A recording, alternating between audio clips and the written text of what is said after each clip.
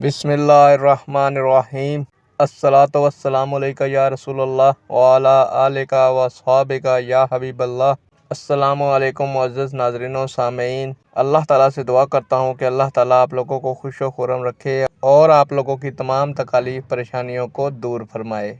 प्यारे दोस्तों, आज की वीडियो का अनवान है, क्या किसी का माल नाजायज़ खाने वाले सैयद को गाली देना गुनाह है? उम्मीद करूंगा कि ये मालूमात आपके इल्म में इजाफ़ा फरमाएगी और आप इस वीडियो को शेयर करेंगे, चैनल को सब्सक्राइब करेंगे ताकि दूसरे लोग भी इस मालूमात से मुस्तफ़ीद हो सकें। बढ़ते हैं वीडियो की जानिब। किसी भी मुसलमान को गाली देना गुनाह है। जो कोई नाजायज़ तरीके से माल खाता है उस पर गुनाह है। गाली नहीं देनी चाहिए बल्कि कानूनी कार्रवाई ज़रूरी है।